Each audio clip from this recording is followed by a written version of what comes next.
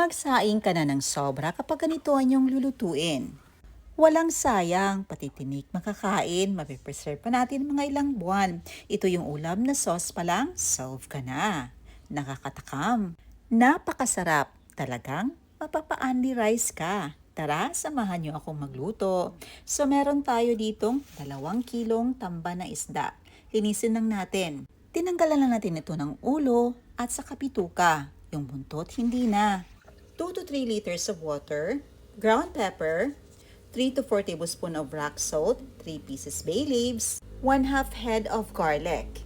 Now, i-fry natin after 1 hour.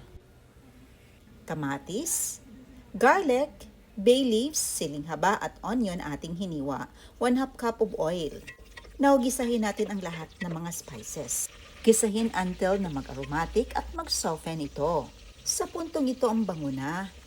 Nag-add tayo dito ng turmeric powder at saka paprika. Gisahin lang natin. Siya nga pala, big shoutout to Lindy Vernice Chambers from New Zealand. Salamat sa panonood ng ating video. Now, ilagay na natin ang ating na-brine at nahugasan na isda.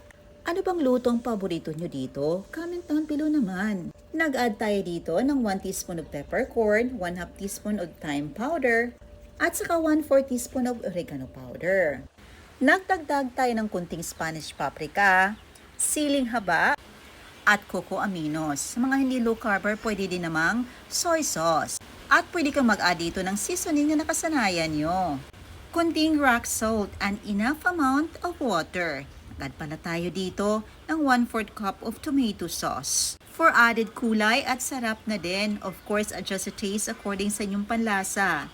Now, takpan natin ito and set the timer 1 hour and 20 minutes after na mag-whistle ito.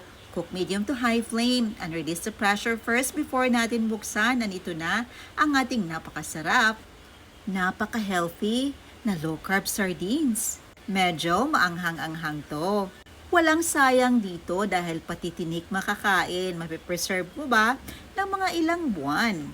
Sauce pa lang, solve ka na. Now, i-thermal process natin ito for 30 to 45 minutes. Sterilize the bottle first. At pinahira natin yung baba nito ng vinegar para mag-last ng matagalan. Now, i-thermal process natin for 45 minutes para mag-last talaga ng mga ilang buwan ito. And after 45 minutes, so ito na. Pwede nang ma-preserve ito up to months. And after 7 days, i-open na natin. Tingnan natin kung na-preserve ba natin ng maigi. At ang bango pa din. Ang sarap talaga. Sauce pa lang, solve ka na. Kaya mapapasain ka talaga ng sobra kapag ito ang inyong uulamin. The best din itong pangnegosyo.